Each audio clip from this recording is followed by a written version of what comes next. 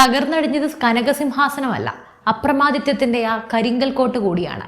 അതെ, AKG സെന്ററിന്റെ അടച്ചിട്ട മുറികളിൽ നിന്നും ഇപ്പോൾ പുറത്തു വരുന്നത് വെറുമൊരു തോൽവിയുടെ വിലാപമല്ല. കേരള CPM-നെ പതിറ്റാണ്ടുകളായി അടക്കി ഭരിച്ച ഇരട്ടച്ചങ്കൻ യുഗത്തിന്റെ അന്ത്യകൂദാശ കൂടിയാണ്.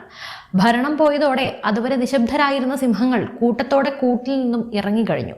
ക്യാപ്റ്റൻ എന്ന അണികൾ വാഴ്ത്തിയ പിണറായി വിജയനും പാർട്ടി ജനറൽ സെക്രട്ടറിയുടെ തണലിൽ അഹങ്കരിച്ച MV ഗോവിന്ദനും ഇപ്പോൾ സ്വന്തം പാളയത്തിൽ വലിഞ്ഞു മുറുകുന്ന ഒരു രാഷ്ട്രീയ ചക്രവ്യൂഹത്തിലാണുള്ളത്. അതും അവരെ വിറപ്പിക്കാൻ നടുവിൽ നിൽക്കുന്നത് മറ്റാരുമല്ല, സാക്ഷാൽ MA ബേബി.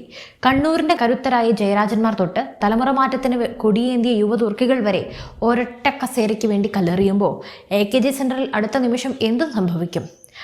പിണറായിയുടെ രാഷ്ട്രീയ ഭാവി തീർന്നോ? കാണാം. നിയമസഭാ തെരഞ്ഞെടുപ്പിലെ ആ കനത്ത പ്രഹരം, VD സതീശന്റെ നേതൃത്വത്തിൽ കോൺഗ്രസും UDF-ഉം ഭരണം പിടിച്ചെടുത്ത ആ നിമിഷം മുതൽ CPM-ന്റെ ഉള്ളിൽ പുകഞ്ഞിരിക്കുന്ന അഗ്നിപർവ്വതമാണ് ഇപ്പോൾ പൊട്ടിത്തെറിച്ചത്.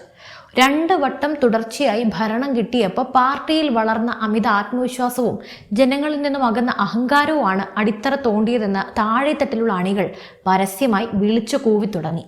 എക്കാലത്തും പിണറായി വിജയൻ എന്ന പേരിനെ ഭയന്ന് ഒരക്ഷരം മിണ്ടാതെ കൈകെട്ടി നിന്നിരുന്ന നേതാക്കളാണ് ഇപ്പോൾ AKG സെന്ററിലും നിയമസഭയിലും പ്രതിപക്ഷ ബെഞ്ചുകളിലൊക്കെ പല്ലും നഖവും ഉപയോഗിച്ച് ഔദ്യോഗിക നേതൃത്വത്തെ കടന്നാക്രമിക്കുന്നത്.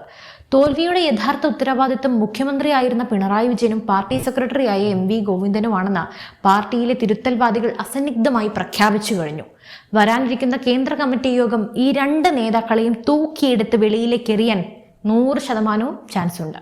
രാഷ്ട്രീയ ജീവിതത്തിലെ ഏറ്റവും നിർണായകമായ അഗ്നിപരീക്ഷയായി അവർക്കിത് മാറുമെന്ന കാര്യത്തിൽ യാതൊരു സംശയവുമില്ല. ആരാണ് ഈ കലാപത്തിന് പിന്നിൽ? പിണറായി ക്യാമ്പിനെ ശരിക്കും ഞെട്ടിച്ചത് ഈ വിമത നീക്കങ്ങൾക്ക് തന്ത്രം മെനയുന്നത് പോളിറ്റ് ബ്യൂറോ അംഗം കൂടിയായ MA ബേബി ആണെന്ന വിവരമാണ് പുറത്തു വരുന്നത്.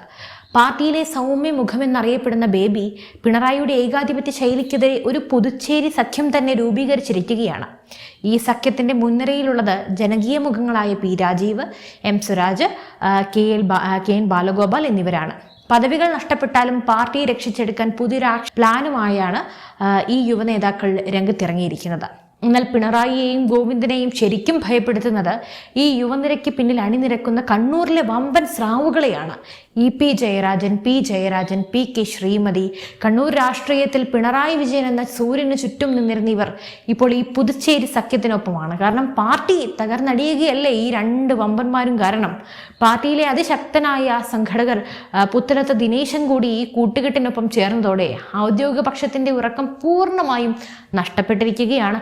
ഭരണം നഷ്ടപ്പെട്ട പശ്ചാത്തലത്തിൽ പാർട്ടിയിൽ അടിമുടി അഴിച്ചുപണി വേണമെന്നും തെറ്റുകൾ തിരുത്താൻ അടിയന്തരമായി പ്രത്യേക പ്ലീനം വിളിച്ചു ചേർക്കണമെന്നുമായിരുന്നു വിമത വിഭാഗത്തിന്റെ ആദ്യത്തെ പ്രധാനപ്പെട്ട ആവശ്യം. എന്നാൽ ഒരു പ്ലീനം നടന്നാൽ അത് തന്റെയും തന്റെ വിശ്വസ്തരുടെയും രാഷ്ട്രീയ അന്ത്യമായിരിക്കുമെന്ന് പിണറായി വിജയന് നല്ലപോലെ അറിയാമായിരുന്നു. ഒരുപക്ഷെ പ്രതിപക്ഷ നേതാവ് സ്ഥാനത്ത് നിന്ന് പോലും തന്നെ തെറിപ്പിച്ചയക്കാമെന്ന് ഭയന്ന പിണറായി വളരെ തന്ത്രപരമായി അതിനെ വെറും ഒരു വിപുലീകൃത സംസ്ഥാന സമിതിയിലേക്ക് ഒതുക്കി തീർക്കാൻ നല്ലപോലെ ശ്രമിച്ചു. എന്നാൽ ഈ തന്ത്രം കൊണ്ടൊന്നും പാർട്ടിയിലെ അസംതൃപ്തി അടക്കാൻ പിണറായിക്കായില്ല. ഓരോ കീഴ്ഘടകങ്ങളിൽ നിന്നും തോൽവിയുടെ യഥാർത്ഥ കാരണങ്ങൾ പുറത്തു വരുമ്പോൾ അത് ചെന്നെത്തുന്നത് നേതൃത്വത്തിന്റെ ധിക്കാരപരമായ തീരുമാനങ്ങളിലേക്കാണ്. പാർട്ടി സെക്രട്ടറി MV ഗോവിന്ദന്റെ സ്വന്തം തട്ടകമായ കണ്ണൂരിൽ നിന്നാണ് ഇപ്പോൾ ഏറ്റവും വലിയ വെടി പൊട്ടിയിരിക്കുന്നത്. തളിപ്പറമ്പിൽ കീഴ്ഘടകങ്ങളെയും പ്രാദേശിക നേതാക്കളെയും അപ്പാടെ അവഗണിച്ച് MV ഗോവിന്ദൻ സ്വന്തം ഭാര്യയായ PK ശ്യാമളയ്ക്ക് സീറ്റ് നൽകിയത് പാർട്ടിയിൽ വലിയ പൊട്ടിത്തെറിക്കാണ് വഴിവെച്ചത്. കുടുംബവാഴ്ചയും സ്വജനപക്ഷപാതവും CPM-ലും തുടങ്ങിയോ എന്ന ചോദ്യം അണികൾക്കിടയിൽ കടുത്ത രോഷമുണ്ടാക്കി. അത് നിങ്ങൾക്ക് ഇപ്പോഴാണോ മനസ്സിലായി എന്നാണ് എനിക്ക് ചോദിക്കാനുള്ളത് കേട്ടോ. എന്തായാലും തിരഞ്ഞെടുപ്പിൽ ഈ തീരുമാനം ദയനീയമായി പാളിപ്പോയെന്ന് കണ്ണൂർ ജില്ലാ കമ്മിറ്റി ഔദ്യോഗികമായി തുറന്നടിക്കുകയും സംസ്ഥാന നേതൃത്വം അത് ശരിവയ്ക്കുകയും ചെയ്തതോടെ ഗോവിന്ദൻ ശരിക്കും പ്രതിക്കൂട്ടിലായി. സ്വന്തം വീട് കാക്കാൻ കഴിയാത്തവൻ എങ്ങനെ പാർട്ടിയെ നയിക്കുമെന്ന ചോദ്യമാണ് ഇപ്പോൾ ഉയരുന്നത്.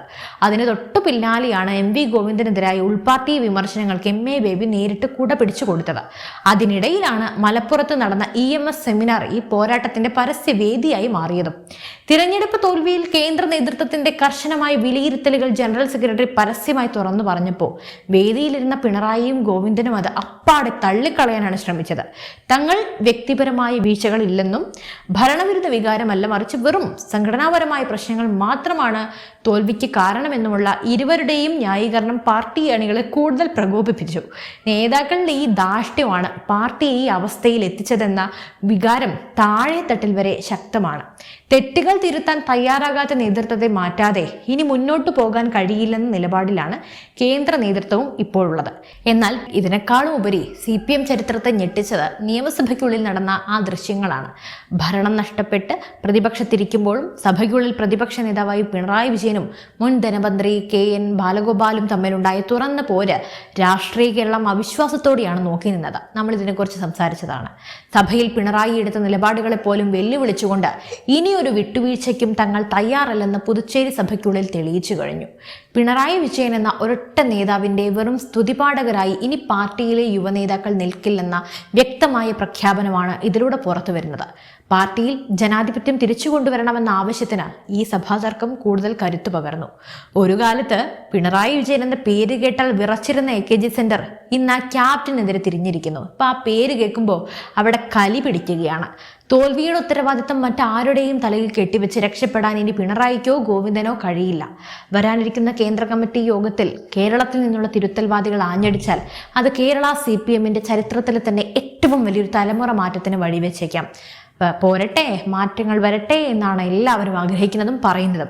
MA ബേബിയുടെ ബുദ്ധിയും ജയരാജന്മാരുടെ കരുത്തും യുവനേതാക്കളുടെ ജനപ്രീതിയും ഒത്തുചേരുമ്പോൾ പിണറായിയുടെയും ഗോവിന്ദന്റെയും രാഷ്ട്രീയ അപ്രമാദിത്വത്തിന് അന്ത്യം കുറിക്കപ്പെടുമെന്ന കാര്യത്തിൽ സംശയം വേണ്ട. അതോ പഴയതുപോലെ തന്ത്രങ്ങളിലൂടെ പിണറായി ഈ പ്രതിസന്ധിയെയും അതിജീവിക്കോ? കാത്തിരുന്ന് തന്നെ കാണാം. എന്തായാലും ഈ വിഷയത്തിൽ നിങ്ങളുടെ അഭിപ്രായങ്ങൾ എന്താണ്? പിണറായി വിജയൻ നേതൃസ്ഥാനം ഒഴിഞ്ഞു കൊടുക്കണോ? CPMനെ രക്ഷിക്കാൻ ഈ പുതുച്ചേരി സഖ്യത്തിന് സാധിക്കുമോ? നിങ്ങളുടെ പ്രതികരണങ്ങൾ തീർച്ചയായും താഴെ കമന്റ് ചെയ്യൂ. കൂടുതൽ രാഷ്ട്രീയ വിശകലനങ്ങൾക്കായി ഇപ്പം തന്നെ ചാനൽ സബ്സ്ക്രൈബ് ചെയ്യൂ. മറ്റൊരു വിഷയമായി വീണ്ടും എത്തും വരെ നന്ദി.